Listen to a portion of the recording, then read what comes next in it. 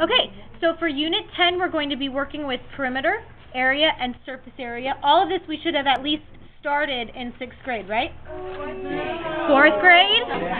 A long time ago. Okay, so today we're doing like super review, and we're looking at,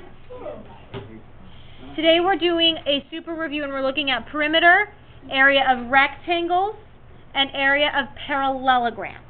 Okay? So, first thing we want to do is I'm just going to remind you and define perimeter. When I ask you for the perimeter, what do I want you to do? Add up all the sides. So perimeter is the distance around a polygon. Okay? It's the distance around a polygon, which means we just take up all the sides and add them up. Okay? So, for example 1, this is what shape? Triangle. It's a rectangle. It's a rectangle, and I want to find the perimeter. There are two ways that I can do this. I can add up 10 plus 4 plus 10 plus 4, or how many 10 sides are there? 2. There are 2, so this is 2 times 10, right? 20. Plus 2 times 4. I want you to show this step.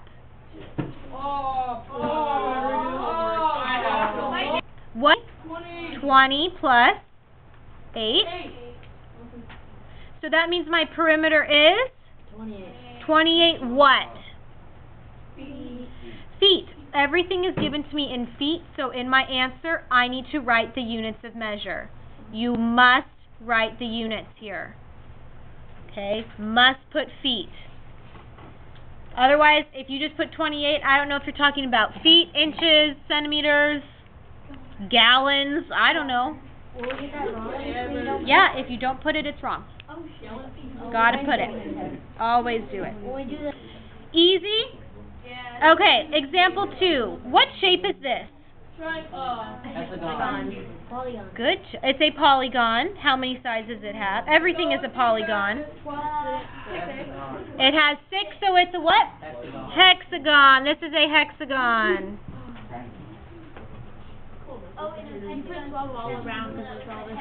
Okay. Okay. Now this only gives me one side, 12 centimeters. But what do these little dash marks mean, Brianna? They're all 12 centimeters because they're all the same size. Exactly. The little dash mark means that they're all the same size. So every single side is 12 centimeters. So how could I write the perimeter? 12. 12 times how many sides? 6. So perimeter is 6 times 12, correct? Yes. Yep. Okay. What's 6 times 12? 72 what? Centimeters. So the perimeter of this shape is 72 centimeters. Hey. Okay. You guys remember way back in like 4th grade when you were first learning area and they gave you a shape and it had a whole bunch of squares in it and all you had to do was count up all the squares? You guys remember this? The definition of area is the number of unit squares needed to completely cover the figure. But what's the shortcut for that? Multiply the length and the width. Multiply the length and the width. So we don't always have to draw in the little boxes. Okay. Now, for this unit, you are going to be given a lot of formulas. So in your notes, where I typed it out, every time I give you a formula, I make it really big, and I put a box around it. So anytime you need a formula, just go looking for the big boxes, okay? The formula for the area of a rectangle equals base times height. Okay, so for example 3, I want to find the area of this rectangle. How many sides do all rectangles have? 4. What's special about them? About the angles? Oh, the figures and right angles. All of the angles are right angles. So is a square a rectangle? Yes. Yes. In a way. All squares are rectangles. Bigger. Are all rectangles squares? Yeah. No. Not all rectangles are squares, but all squares are rectangles. Really? Yep. They all have 4 sides, and they all have right angles. Okay? So, if I want to find the area of this rectangle, and I label that area of a rectangle, I need to multiply base times height. What's the base here? 12. And height is? 4. So the area of the rectangle is?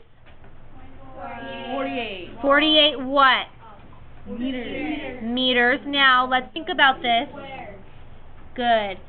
When we're looking at area, we're multiplying, right? Yep. Remember way back when we were working with variables, what is, if I multiply a letter by a letter, what happens? We raise it to the next power, right? So m times m is going to give me m squared. So anytime you are finding area, your units are always going to be squared. Okay, so area of this guy is 48 meters squared.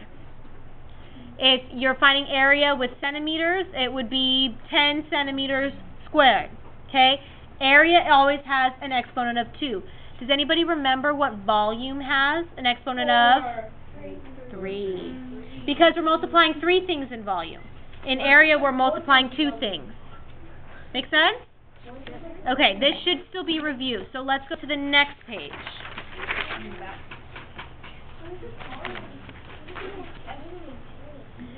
Okay, we have a parallelogram. A parallelogram has 4 sides, just like a rectangle, but the sides are not all right angles, but they are parallel. Look at these 2 lines. Are these 2 lines parallel? Yeah. Yep. And these 2 lines? Yeah. Yes. So we need to label some things first. The bottom line is my base.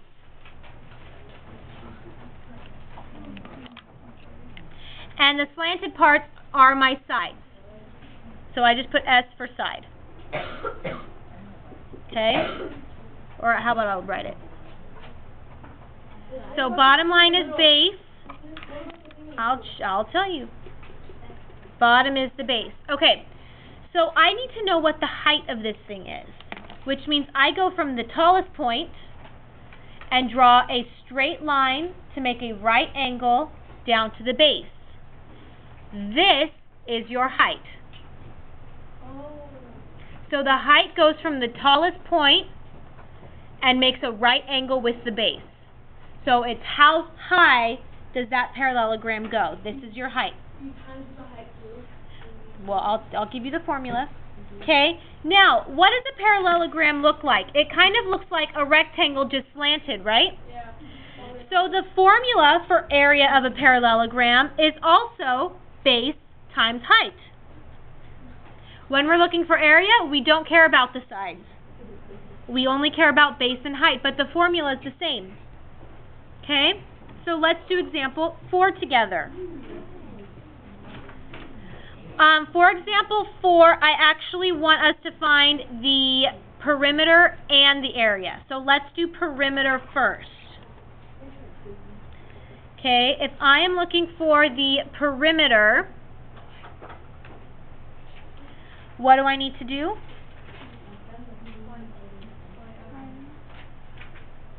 I'm looking for the perimeter. What do I do?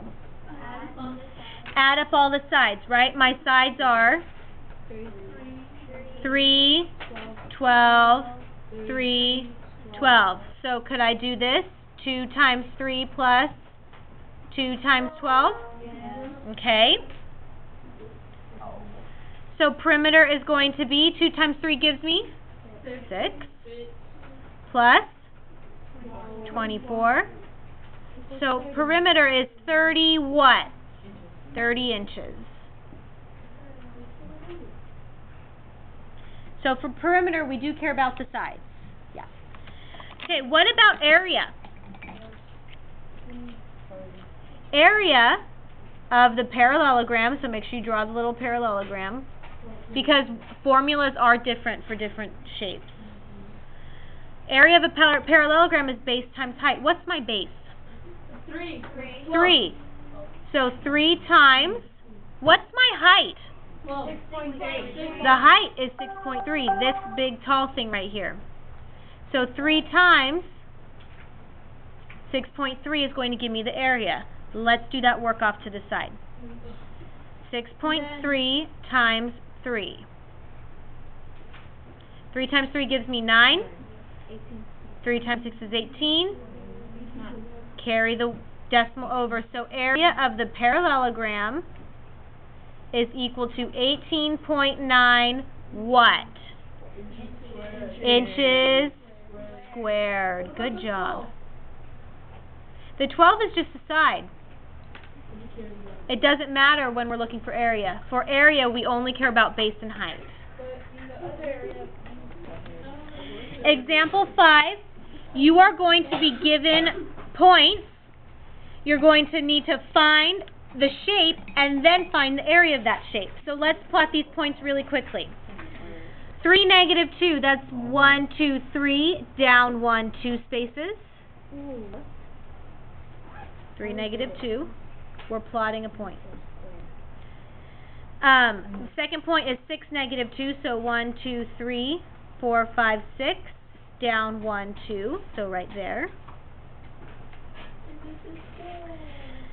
Next point is +6, +2, so 1, 2, 4, 5, 6, up 2. It's not a square. 1, 2, 3, up 2. Okay, connect those points. It is not a square. It's not the same.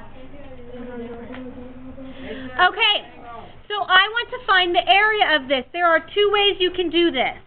One, you can just count up all the boxes. How many boxes are there? 1, 2, 3, 4, 5, 6, 7, 8, 9, 10, 11, 12. 12 boxes. Okay, so just by counting, we could get 12, and we don't know what the units are, so we write units. We just write units squared. Or we can count the base and the height. What's the base? 1, 2, 3. And what's the height? 1, 2, 3, 4. It is not a square. So the area of the rectangle would be 3 times 4, which gives me 12 units squared. So you get the same answer either way. Okay?